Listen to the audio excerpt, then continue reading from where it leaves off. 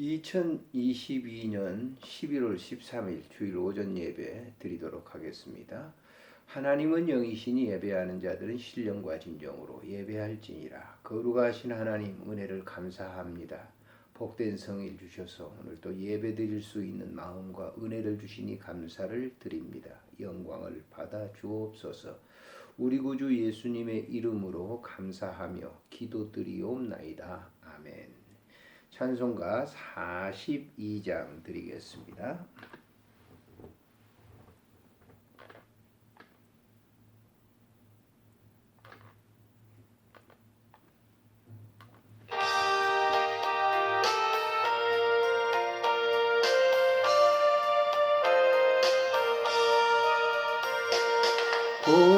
거룩한 주님께 예배를 드리세. 무릎을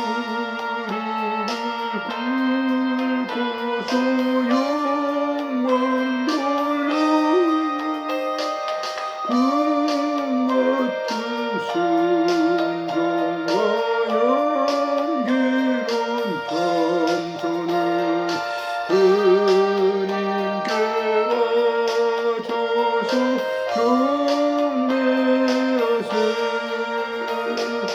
주 앞에 삼가서 겸손히 행하며 주 너를 온유로 열으시네.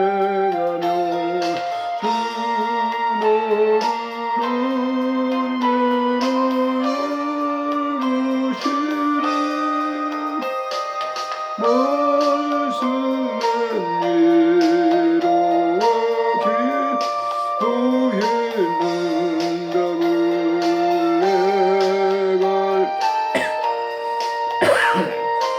위로와 기도의 능력을 인도하리. 주 앞에 설 때에 두려워 말아라. 하나는 우리를 도우시리. 보혜로운 진리와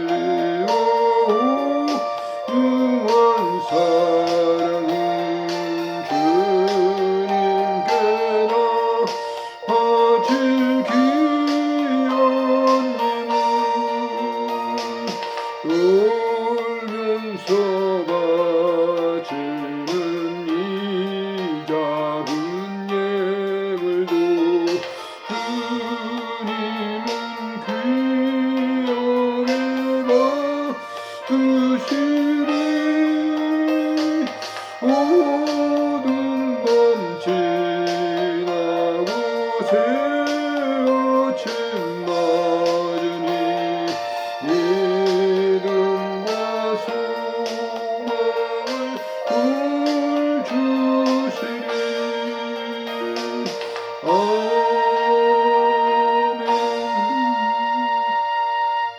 신앙을 고백하시겠습니다. 전능하사 천지를 만드신 하나님 아버지를 내가 믿사오며 그 외아들 우리 주 예수 그리스도를 믿사오니 이는 성령으로 잉태하사 동정녀 마리아에게 나시고 본디오 빌라도에게 고난을 받으사 십자가에 못 박혀 죽으시고 장사한 지 사흘 만에 죽은 자 가운데서 다시 살아나시며 하늘에 오르사 전능하신 하나님 우편에 앉아 계시다가 저리로서 산 자와 죽은 자를 심판하러 오시리라. 성령을 믿사오며 거룩한 공회와 성도가 서로 교통하는 것과 죄를 사하여 주시는 것과 몸이 다시 사는 것과 영원히 사는 것을 믿사옵나이다. 아멘. 기도드리겠습니다. 살아계신 하나님 은혜를 참으로 감사를 드립니다. 복된 성일 주시고 예배드릴 수 있도록 은혜를 주신 것 감사를 드립니다. 영광을 받아 주시옵소서. 우리의 모든 죄악을 맑게 씻기시고 오늘 또 자유함을 우리에게 주셨사오니 그 자유를 누리며 하나님께 영광 돌릴 수 있는 삶이 되도록 축복해 주시기를 간절히 빌고 원합니다. 나라와 민족이 매우 어렵습니다. 주님께서 도와주시기를 빌고 원합니다. 바로 우리 그리스도인들을 이 땅에 보내신 것은 이때를 이해함인가 우리가 바로 알고 직시하며 기도할 수 있도록 도와주시기를 간절히 간구하옵고 빌고 원합니다. 오늘도 예배드리는 처소처소마다 하나님 임재하시고 그들의 마음을 위로하시고 은혜를 덧입혀 주시기를 간절히 간구하고 빌고 원합니다.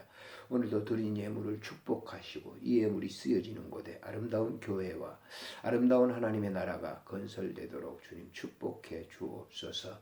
오늘도 주신 말씀을 통해서 다시 한번 하나님께 영광 돌리는 귀한 삶이 되도록 축복하시고 이 말씀이 우리의 삶 속에 그대로 녹여져 모든 사람들에게 본이 되는 삶이 되도록 축복해 주옵소서. 우리 구주 예수님의 이름으로 감사하며 기도드리옵나이다. 아멘. 하나님의 말씀 시편 70편 1절부터 5절에 있는 말씀 우리 함께 합독하시도록 하겠습니다. 시편 70편 1절부터 5절. 하나님이여 나를 건지소서. 여호와여 속히 나를 도우소서. 나의 영혼을 찾는 자들이 수치와 무관을 당하게 하시며 나의 상함을 기뻐하는 자들이 뒤로 물러가 수모를 당하게 하소서. 아하 아하 하는 자들이 자기 수치로 말미암아 뒤로 물러가게 하소서. 주를 찾는 모든 자들이 주로 말미암아 기뻐하고 즐거워하게 하시며 주의 구원을 사랑하는 자들이 항상 말하기를 하나님은 위대하시다 하게 하소서. 나는 가난하고 궁핍하오니 하나님이여 속히 내게 임하소서. 주는 나의 도움이시요 나를 건지시는 이시요 여호와여 지체하지 마소서. 아멘. 오늘 이 주신 말씀을 통해서 하나님이여 나를 건지소서라고 하는 말씀으로 함께 은혜를 나누려고 합니다. 사람들은 살아가면서 나를 적대시하는 사람들과 또 나를 환대하는 그런 사람들과의 관계를 맺고 살아갑니다. 사실 자신을 환대하는 사람보다도 적대시하는 사람들이 우리의 주변에는 더 많다고 하는 사실을 우리가 알게 되는 것이죠. 이런 이 삶을 살 때에 우리를 적대시하는 사람들은 우리가 매우 어려움을 당할 때, 여러 가지 공고함을 당할 때 그들은 그것을 좋아하면서 그 괴로움을 통해서 엄청난 아픔을 당하기를 원하는 것이죠. 바로 그 예수님 당시에도 예수님께서도 그렇게 공생의 활동을 하실 때에 바리새인과 사두개인들, 유대인들은 어땠습니까? 예수님이 당하는 그러한 그 어려움과 고통을 힐난하면서 더 좋아했던 것을 우리가 볼 수 있는 것이죠. 성경에 있는 그 모든 믿음의 사람들을 보게 되면 그들이 평탄 그 대로만을 걷지 않았던 것을 볼 수가 있습니다. 그들이 걸어가는 길은 반드시 자기 자신을 그 사람을 적대시하는 그런 사람들이 더 많았던 것을 우리가 볼 수가 있는 것이죠. 요셉도 그랬고 야곱도 그랬습니다. 또한 성경에 나오는 그러한 모든 믿음의 유인들이 다 그러했던 것을 볼 수가 있죠. 오늘 이 본편은 다윗이 하나님께 드린 기도문입니다. 이 다윗의 한 일대기를 보면은 그의 아들 압살롬에게도 그렇게 조롱을 당했고 또한 사울이라고 하는 왕이 그 사임에도 불구하고 그를 죽이려 했던 것, 그리고 다윗이 어려움을 당할 때 더 좋아했던 것을 우리가 볼 수가 있는 것입니다. 이런 현상들은 다윗뿐만 아니라 이 시대를 살아가는 그리스도인들에게도 있습니다. 사실 저와 같은 경우도 그래요. 목회를 하고 신앙생활을 하면서 정말 그런 어떤 성직자로서의 삶을 살았지만은 교회 내에서도 또 교회 밖에서도 적대시하는 사람들의 희롱을 그렇게 받았던 적이 있습니다. 그럴 때 그들과 대적을 하느냐? 그렇지 않죠. 그들을 위해서 기도하고 있게 되면 그 문제를 하나님께서 해결해 주시는 것을 저는 여러 번 수도 없이 체험한 그런 삶을 살았던 것을 여러분들에게 말씀을 드릴 수 있습니다. 자, 오늘 본문을 보면은 다윗이 매우 어려운 공경에 처해 있었을 때 그를 대적했던 사람들이 그 비난이 쏟아지고 있을 때 그는 묵묵하게 하나님께 기도했던 것을 볼 수가 있습니다. 그런 이 삶을 통해서 다윗에게는 이 하나님의 도우심이 임재했고 그 사실을 아름답게 고백하는 삶의 고백이 있었던 것을 우리가 다윗 시편 다윗이 그 하나님께 드린 기도문 속에서 얼마든지 살펴볼 수 있다고 하는 그런 사실을 우리가 알게 되죠.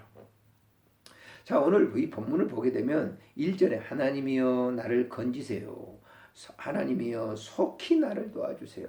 이 말씀을 본다고 하면은 다윗이 굉장한 심한 공경에 처해서 주변의 자기를 희롱하고 조롱하는 그런 사람들이 힐난을 퍼붓고 있다고 하는 사실, 그리고 그가 굉장한 위급한 상황인데 그를 갖다가 도우려고 하는 것보다는 죽이려고 하는 사람들이 더 많았다고 하는 것을 우리가 알 수가 있습니다. 그때 그는 그렇게 나를 건져주세요, 나를 도와주세요 이렇게. 왜냐하면 나의 영혼을 찾는 자들이 수치와 무한을 당하게 하시며 나의 상함을 기뻐하는 자들이 뒤로 물러가서 수모를 당하는 것을 나의 눈으로 보게 해주세요. 그들로 하여금 알게 해주세요 라고 이렇게 기도를 드리고 있습니다. 자, 3절에 보면 더 우리에게 친근감이 오는 그런 말씀을 알 수가 있죠. 아하 아하 하는 자들이 자기의 수치로 말미암아 뒤로 물러가게 해주세요. 여기 아하라고 하는 것은 의인의 시련을 절호에 공격하는 기회로 삼아서 조롱하는 무리들을 말하고 있어요. 그러니까 아하하는 것은 조롱의 말, 비하의 말입니다. 지금 굉장히 다윗이 어려움을 당해 처해 있는데 그것을 비하하며 조롱하는 사람들의 조롱구라고 볼 수가 있는 것이죠. 사실 우리가 굉장히 어려움을 당할 때, 잘못이 없음에도 불구하고 어려움을 당할 때 그 어려움을 이렇게 더 좋아하는 그런 사람들이 있는 것이죠. 교회에서 우리가 사역을 하다가 그 사역에 혼신의 힘을 다하고 있는데 어려움이 처해질 때 있죠. 근데 그것을 갖다가 그걸 조롱하면서 비하하는 그런 사람들이 있는 것을 우리는 이제 목회 현장에서 볼 수가 있었던 것이죠. 이것은 목회자뿐만 아니라 신앙인들도 마찬가지예요. 직장 생활하면서 그리고 사업을 운영하면서 좀 어려움이 처할 때 그걸 갖다가 동정의 말을 해주지 않고 오히려 그것을 잘된 것이냐 비아냥거리는 사람들이 굉장히 많은 것이죠. 다윗이 바로 그런 고백을 했듯이 오늘 우리가 살아가는 삶의 현장에도 그런 일이 있다고 하면 바로 다윗과 같이 이렇게 고백의 기도를 드려야 될 것입니다. 다윗은 확신하고 있어요. 그러니 조롱과 비난 속에 하나님이 반드시 도와줄 것이다. 자, 4절을 볼까요? 주를 찾는 모든 자들이 주로 말미암아 기뻐하고 즐거워하게 하시며 주의 구원을 사랑하는 자들이 항상 말하기를 하나님은 위대하시다 하게 하소서. 그랬어요.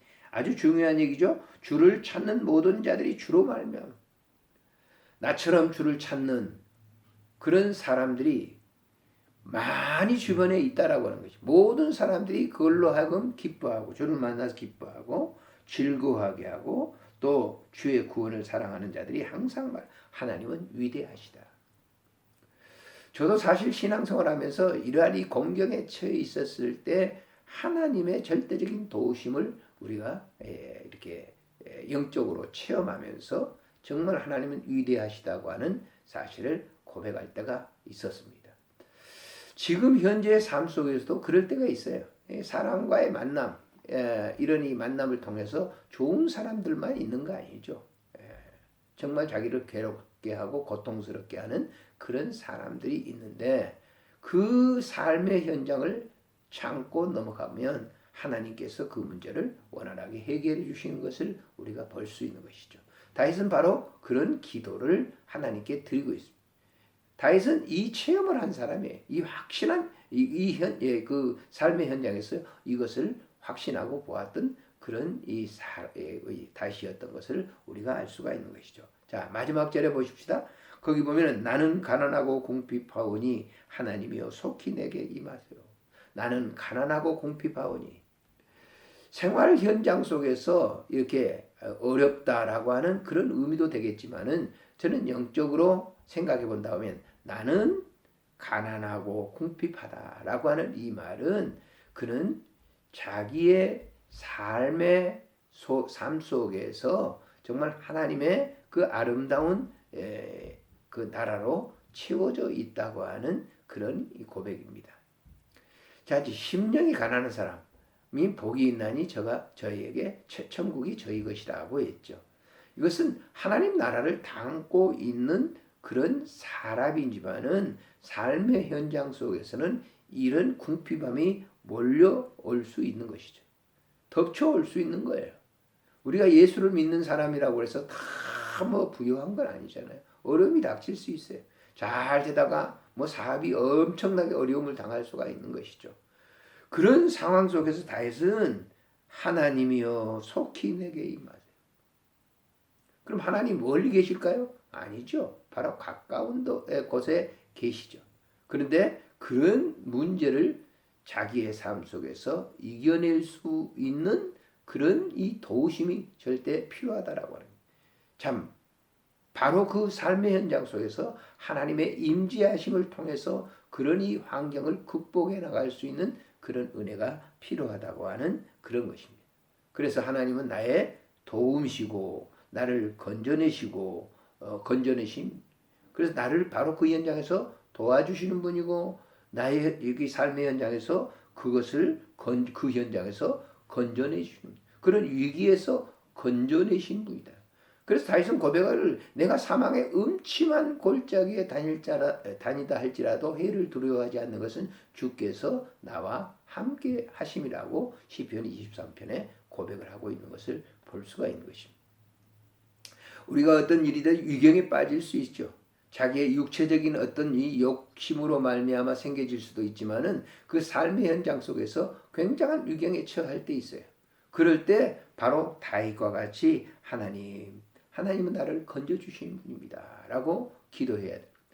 시편 그가 쓴 73여 편의 시를 보게 되면 이런 그 공경에 처해 있을 때 그가 하나님께 간절하게 기도해서 그 현장에서 하나님이 벗어나게 해주신 것을 그는 체험했던 것을 알 수 있죠.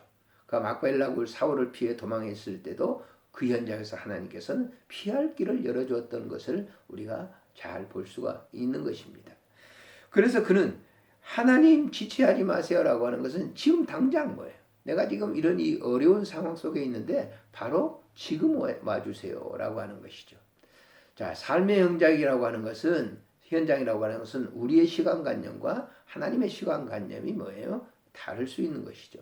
인간의 시간관념은 직선적이고 자기가 지금 현장성인 것이지만은 하나님의 시간은 영원 속에 있는 것이죠. 그러니까 지체하지 마세요라고 하는 건 자기가 지금 생각할 때 너무 위급한 상황에 처해 있는 그런 상황이라고 하는 것을 고백하는 거예요. 그 현장에는 하나님이 뭐예요? 계시지 않나요? 바로 그 현장에 하나님이 계시다라고 하는 거예요. 하나님은 지체하지 않은 분이에요. 그 현장에서 하나님은 우리를 그 삶의 그 사람의 그 삶의 형태의 모습을 지켜보고 계신다고 하는 것을 우리가 꼭 알아야 될 것입니다. 본문 속에 나타난 이 말씀을 통해서 다윗은 정말 진정한 그런 위경 속에서 하나님이 임재하시는 것을 느끼면서 그 하나님의 도우심을 친히 자기의 영적으로 육적으로 그 삶 속에 누렸던 그 삶을 통해서 평안을 느꼈던 것처럼 우리의 삶의 현장에서도 이런 위기 상황이 언제든지 뭐예요? 우리가 죽음을 맞이하는 순간도 바로 그런 순간이죠. 최대의 위기죠. 그런 순간에도 역시 주님은 나와 함께 계시고 나를 붙잡아 주신다고 하는 사실을 잊지 마시기를 바랍니다. 기도하겠습니다. 살아계신 하나님 아버지 은혜를 참으로 감사를 드립니다. 오늘도 주신 말씀을 통해서 큰 위로를 받게 해주시니 감사를 드립니다. 우리가 위기가 처해 있을 때, 큰 어려움이 처해 있을 때 우리는 하나님은 나를 도우시는 분이고 나를 지키시는 분인 것을 고백하게 해주시고 우리가 최대의 위험에 처해 있을 때 우리가 그 순간에도 하나님은 나와 함께 계시는 것을 인지하면서 영적으로 누릴 수 있는 은혜를 베풀어 주시기를 간절히 빌고 원합니다. 오늘도 다윗과 같은 고백이 우리의 삶의 현장에서 늘 있어지게 해주시기를 간구하옵고 우리 구주 예수님의 이름으로 감사하며 기도드리옵나이다. 아멘. 찬송가 우리 부르도록 하겠습니다. 424장입니다.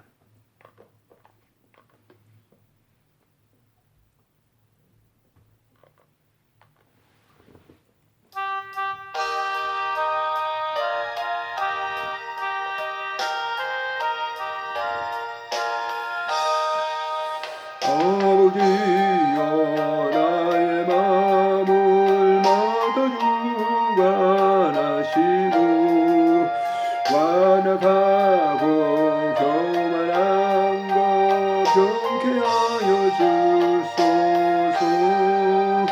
온유하고 겸손하여 화평하게 하시고 망령되고 악한 일을 물리치게 하소서. 하나님의 은총 속에 나를 보호하시고 주의 사랑 둘이 되어 나를 메어주소서. 구세주의 흘린 피로 죄를 씻어주시고 성령이여 하늘 길로 나를 인도하소서. 아멘. 주님 기도로 예배를 마칩니다. 하늘에 계신 우리 아버지, 이름이 거룩히 여김을 받으시오며 나라가 임하옵시며 뜻이 하늘에서 이루어진 것 같이 땅에서도 이루어지이다. 오늘 우리에게 일용할 양식을 주옵시고 우리가 우리에게 죄진 자를 사하여 준 것 같이 우리 죄를 사하여 주옵시고 우리를 시험에 들게 하지 마옵시며 다만 악에서 구하소서. 대개 나라와 권세와 영광이 아버지께 영원히 있사옵나이다. 아멘.